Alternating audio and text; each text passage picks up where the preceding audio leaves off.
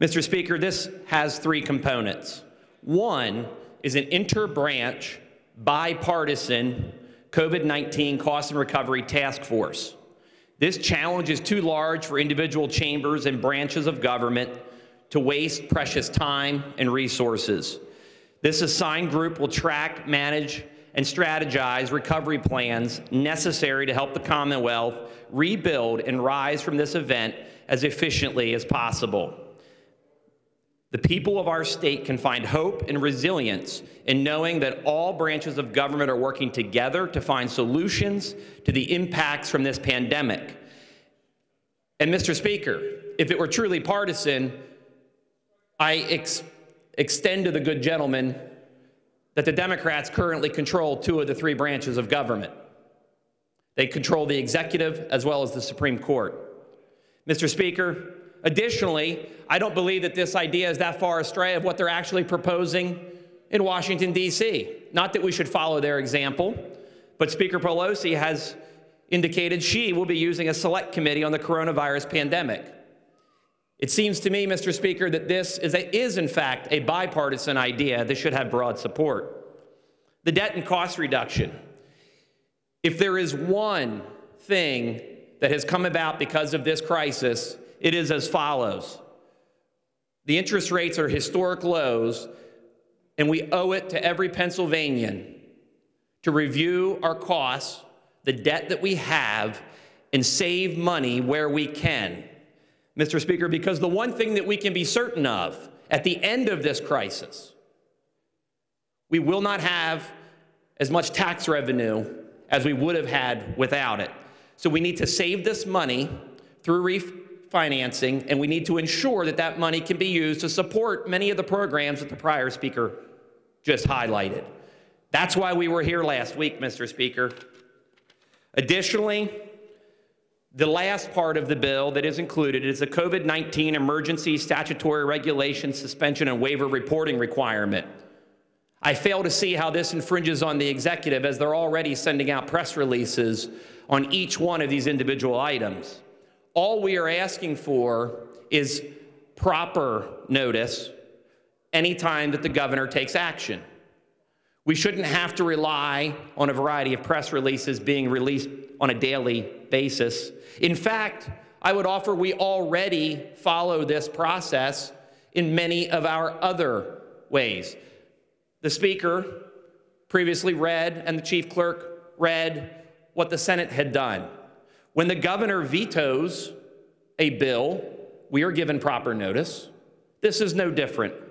We're asking for a compilation of the laws and regulations that have the force of law so that we can appropriately review them as a co-equal branch of government and ensure if they weren't needed in the time of a health crisis, maybe we don't need them at all.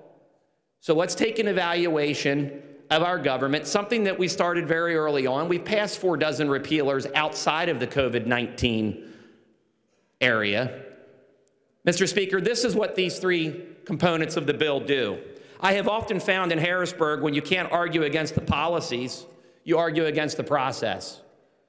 I think that's what we're seeing here, because I believe that every Pennsylvanian would want these 3 things. Finding solutions with a task force so that it can continue in operation while we are not present, provide notice of laws and regs which have the force of law, and as the governor is making decisions, inform us about them. I also think that we should take advantage of the ability to refinance. Because, Mr. Speaker, we know the budgetary constraints that we are going to face when this is over. If we cannot do these 3 common sense things, and if individuals disagree, they certainly have the ability and the right to vote no. Mr. Speaker, but it is their no vote that fails to make it bipartisan, not the simple offering of ideas. If we cannot do these simple common sense fixes achievable today on behalf of members of the Commonwealth, then this virus has taken far more than what we will lose because of the pandemic. We will have lost the public's trust. Mr. Speaker, there was discussion about grandstanding and some statements that were made in committee that I believe should be addressed, because I believe that the timeline is important. I personally had a call with the other side and asked for ideas and inputs on March the 27th. We also offered the first draft of the amendments when we had them ready on April the 3rd. The call on March the 27th simply said, if you have any ideas, anything that we think could help us overcome this current crisis, I would like to see the list. Mr. Speaker, I finally saw a co-sponsorship memo and no legislative language on April the 6th. Why is that important? Because we've been standing here and informed that this process was somehow corrupt, that it was inappropriate. I think it's important that we highlight the full context of a quote that I found.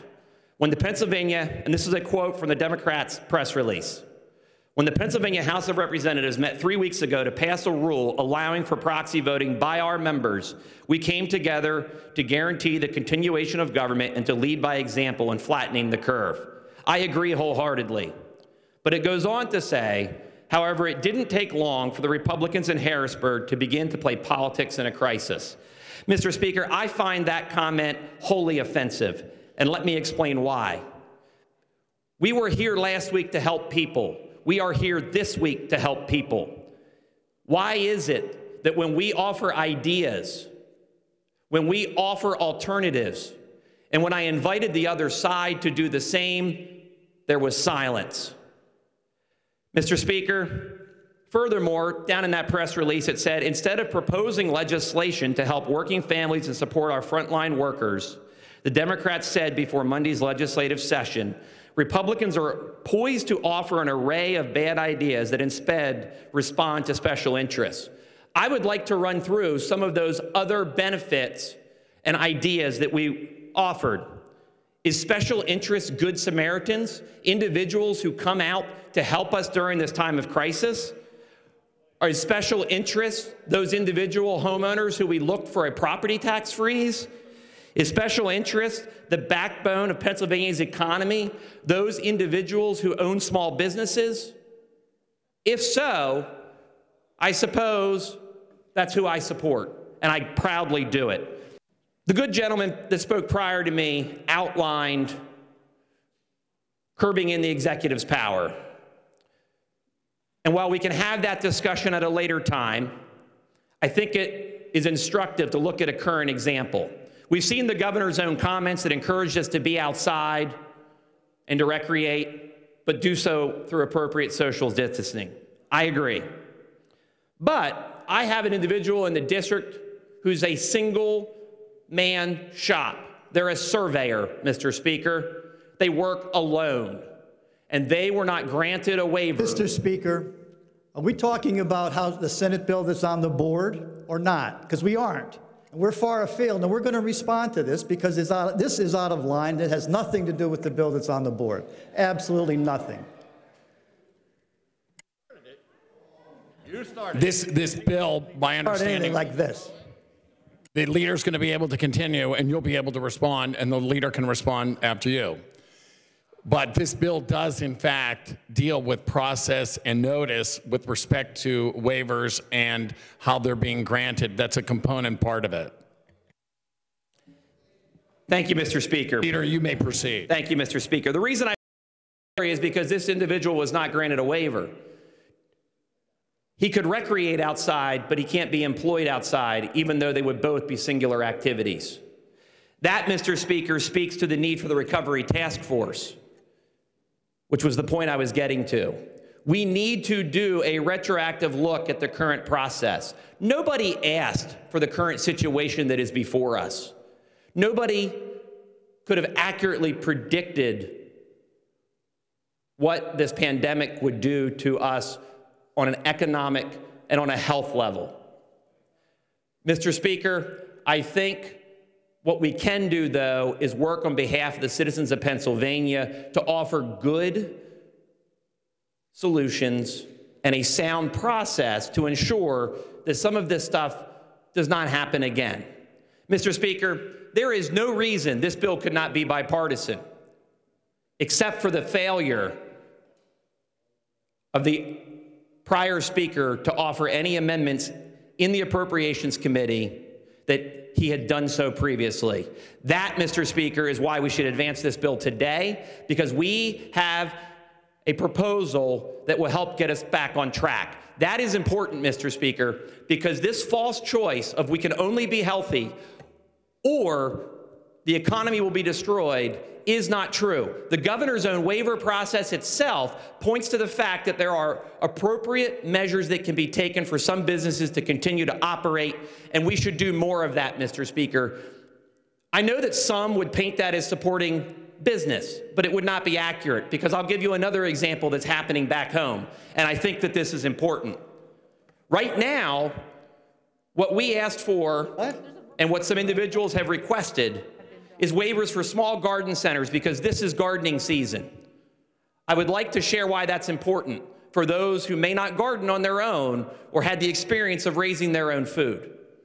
It is a very short window in terms of germination and the ability to plant these plants. They are a time-sensitive product that will spoil. And the current process has shut down the small operators, the small greenhouses, the small garden centers, while allowing the big box stores to continue to operate. Mr. Speaker, I believe everybody should have the opportunity to be employed, but we shouldn't ever allow a process that disproportionately impacts the residents that live in our districts and the small businesses they choose to run. Mr. Speaker, I appreciate the latitude on the comments, but I hope that the people of Pennsylvania understand that while this is a pressing crisis, it's one that needs managed, it's one that the task force would allow us to do so in a cooperative way, instead of the process as it's currently playing out. There's going to be retroactive review of all of this.